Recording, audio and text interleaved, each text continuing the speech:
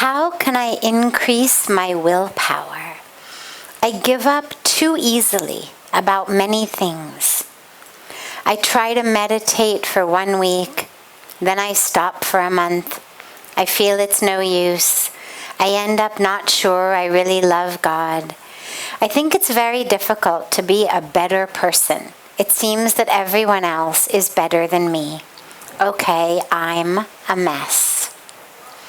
No, you're not a mess. You're not a mess. You're very, very human, very beautifully human, very honestly, vulnerably human. And this is something that we all go through. I'm going to just read the question again because it was slightly long, so I want you all to actually hear the content. But I also want you to hear, along with the content, I want you to hear the flow of the energy in the way that the question asker thinks and speaks. How can I increase my willpower? I give up too easily about many things. I try to meditate for 1 week and stop for 1 month. I feel it's no use. I end up not sure that I really love God. I think it's very difficult to be a better person. It seems that everyone else is better than me. Okay, I'm a mess. Now, aside from the struggles that this person is having, which are so common, if you notice the flow of the words and the sentences, what you'll notice also is that in the midst of that struggle, he or she isn't even exactly sure what they're struggling about. So we begin with a willpower problem. How do I increase my willpower? A sentence or two later, we're in the problem of, do I even love God? A sentence later, we're in the problem that I'm not a good person. Everybody else is better than I am. I'm not a good person. So we don't even have one problem that stays with us. I don't have willpower means essentially, in general, I'm a good person. I'm a committed person, but I've got this weakness of my willpower and I need to increase it. Okay. Then we've got a situation of, how do I even know if I love God? I mean, that's huge. Completely separate problem, but that's a huge, pervasive, core of myself. I mean, to love God or not to love God isn't the sort of dilemma like, I don't know if I prefer strawberry or vanilla ice cream. It's a very deep core issue. And then we're at another very deep core issue, but one that is entirely separate, which is basically, I don't even know if I love myself. I'm trying to be a good person. I'm not a good person. Everyone else is better than I am. And I mention this to you because I was struck as I read the question with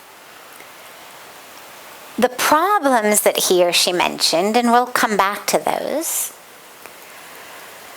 But to something that so many of us face, which is really this sort of scatterbrainedness, generalized anxiety, depression, bad feeling. But when we're not even sure what the bad feeling is caused by, is it because I don't have enough willpower? Okay, well, there's a solution to that. Is it because I'm supposed to love God and I don't love God? Or maybe it's just in general because I'm really just a horrible person. And this is actually something that on a deep level, a lot of people are really facing these days, which is an inner sense of something's not right, but we're not actually even sure what it is. And we're really scatterbrained about the idea of what might be wrong with us. And of course, the problem is just exacerbated. It's made worse by our email inboxes, our social media feeds, because they're constantly trying to tell us what the problem is, right? You're not happy because you do this thing. And if you just join my course, I'll teach you how not to do that thing. Or you're not happy enough because you don't have this skill. And if you just join my course, I'll give you that skill. So they're all advertisements. But embedded in the advertisement is this indoctrination of what it is that is wrong with you. And so we end up in this generalized state of, I'm not quite right, something is wrong.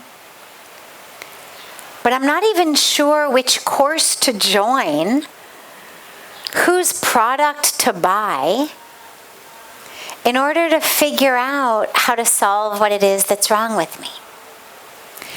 And this is actually where our spiritual practice of meditation and mindfulness are so powerful, because what they do is they get you beyond the story that the mind is telling. Because you see in just the question how many different stories his or her mind is telling them? Right? One person, one question, and 3-4 different complete stories. You're a good person, but you lack willpower. You're a failure as a lover of God.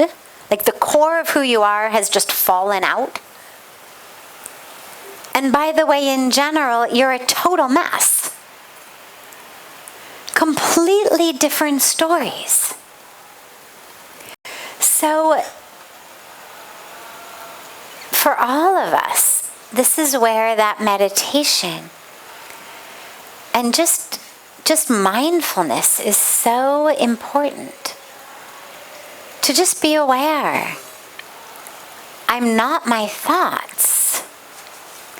I'm not this sense inside me telling me this is wrong, that's wrong. I'm actually that which is whole and complete. I'm not the thoughts. And this is what all of our meditation teaching teaches us. You're not the thoughts. Now, we then take the actual individual issues, because they're all important. But it's important for the asker of this question to realize there isn't actually anything wrong with you. You're not your thoughts that tell you all of those things. But let's look at them. Because you've brought them before us, you've brought them into satsang, we'll look at them. Number 1, lack of willpower. You know, I think these days what we're calling a lack of willpower is actually a lack of focus and attention. We've got the willpower. If there's something that we really, really want,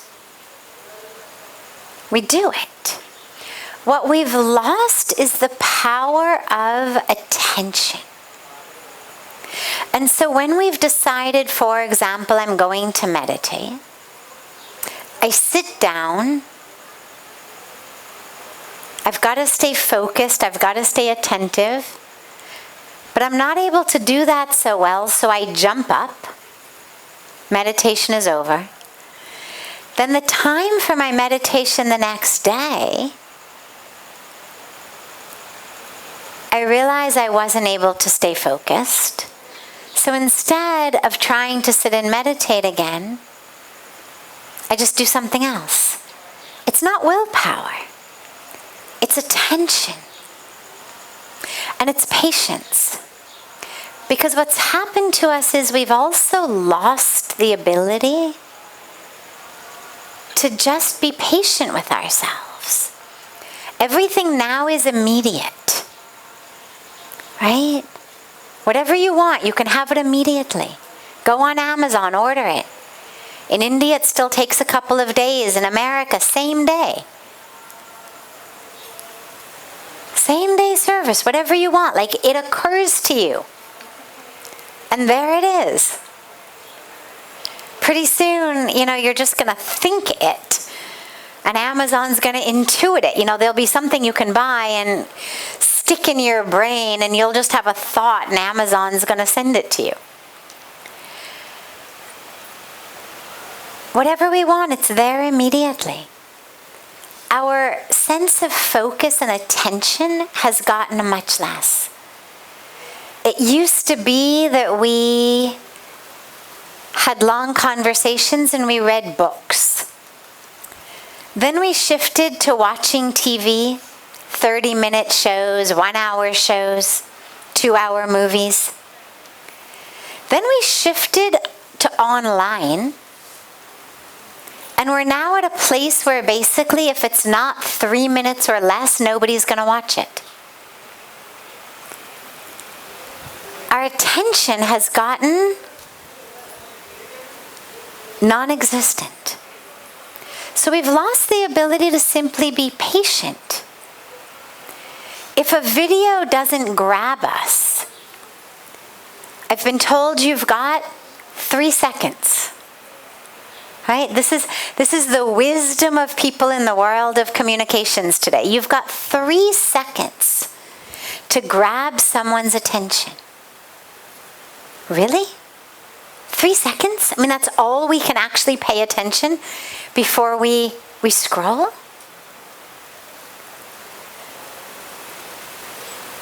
We're only a few years from entire generations of books that began slow.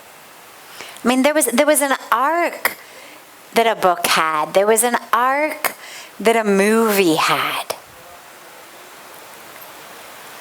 But we're even losing our ability to be attentive and patient for that. So I think a lot of what is happening with our willpower is just our ability to actually sit there in meditation. Okay, nothing's happening at the moment, no problem. I'm just going to be aware of that nothingness. I mean, that is what I'm supposed to be doing. I'm just supposed to be watching. So if nothing is happening, I'm just going to watch nothingness. Now frustration is happening. Okay, I'll just watch frustration. In nothingness, in frustration, I'm breathing. I'm watching my breath. And I'm watching nothingness. Or I'm watching my breath and I'm watching frustration. Or I'm watching my breath and I'm watching a rising restlessness. Okay, I'm just watching it. But we've got to retrain ourselves, quite literally our brains. We literally have to retrain the neural circuitry of our brain to be able to stay attentive and engaged and patient. And then slowly, slowly, what you'll find is that which you're calling willpower will grow. We lose our willpower because of that inner restlessness. Nothing's happening. I've got so much to do. Let's do something else. I need some excitement. Haven't had a dopamine hit in 2.5 minutes. We need to retrain that neural circuitry. And it takes patience. And it takes abhyas, practice. And slowly, slowly it'll happen. You'll train yourself. The brain keeps changing, don't worry. But just do it. And then the question about, do I even love God? Well, that's not a question for the mind to answer. And the more you try to bring the mind into love, the more off track it goes. I mean, just imagine, close your eyes for a moment, and just imagine the most beautiful hug with someone you deeply love. It could be a parent, it could be a child, it could be a spouse, it could be a friend, it could be a tree, it could be your pet. But just a beautiful, beautiful hug in which you just lose your sense of self. You lose where you end and that other person begins. Now imagine, as you're doing the hug, that you've been given the instruction to figure out approximately what percentage of your weight you are holding up and what percentage you have put on the other person, and approximately what percentage of weight the other person is holding of theirs and what they've put on you. Okay? What happens to the deliciousness of the hug? What happens? The moment you start trying to figure that out, what happens to it? You can open your eyes. What happens to that feeling? Is it just as ecstatic? No? Everybody shaking their head no. Why? Why isn't it so ecstatic anymore? 1 minute you're in ecstasy. The next minute you're still hugging the person. They haven't done anything wrong. You've just been given something to figure out. What's happened? You've brought in the mind. And the minute the mind comes in, love now is at an arm's length. Now I've got to figure it out. Now suddenly there's a place my body ends and the other body begins. Where we were two become one, now suddenly we are very much two and I have to figure this thing out. And by the way, that's true regardless of what you are thinking about while you hug. Oh wow, you must be exercising a lot. You feel really strong. Your back is strong, your arms are strong. Even so, it's going to pull you out of the moment. Suddenly, two becomes one, becomes two again. So the mind should never be engaged in love. So if you're trying to figure out if you love God, you're just going to drive yourself crazy. And even if you do love God, you're going to be sure that you can't feel it because you're trying to figure it out in your mind. So instead of that, just pretend for a moment that there isn't actually a test. And there isn't. It's not pretend, it's real. But let yourself realize it. There is no exam, there is no test. There is no lie detector that somehow somebody's going to come down and stick you up and you're going to have to say if you really love God or don't really love God, and it's going to measure you.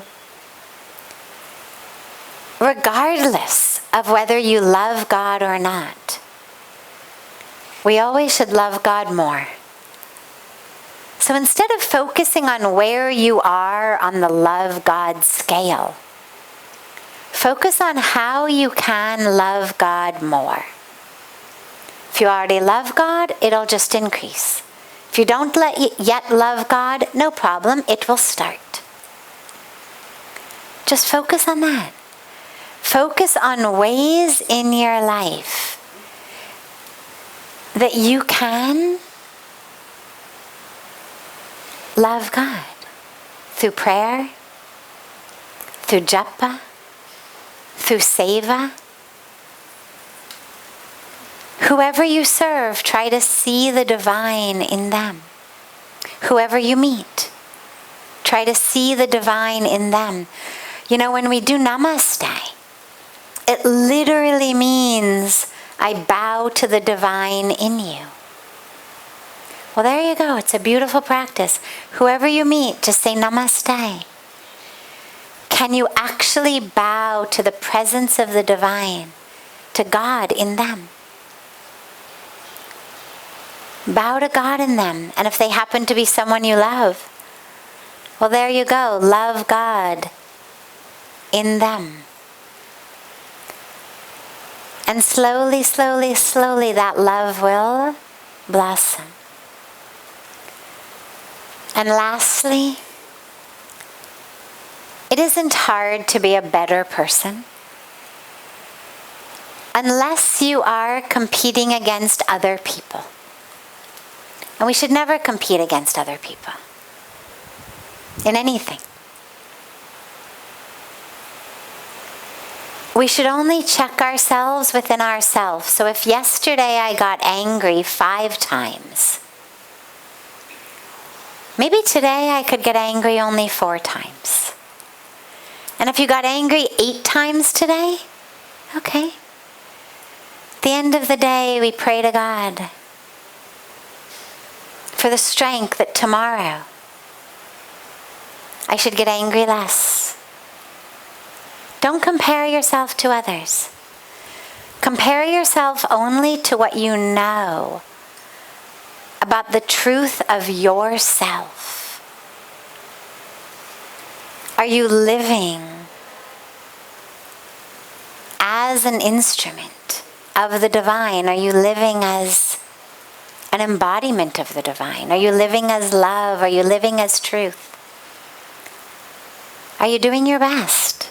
It's all that can be asked of you. Just do your best. And if you find that your best doesn't satisfy you, no problem. Just ask God for the strength. The strength to do better the next day. In the morning, pray for the strength. And it'll be given, you'll have it. But remember, you're human. We're divine spiritual beings in a human experience. And in that human experience, we struggle. It's okay. The goal is not to figure out how to do this human thing perfectly. Inherent in the very nature of being human is we're going to keep messing it up. The point is to realize that we're here to do our very best as humans, but to realize that at the core of who we are, we're divine. Regardless of how much we mess up the human part. And to connect with that divine inside you. So know you are not a mess.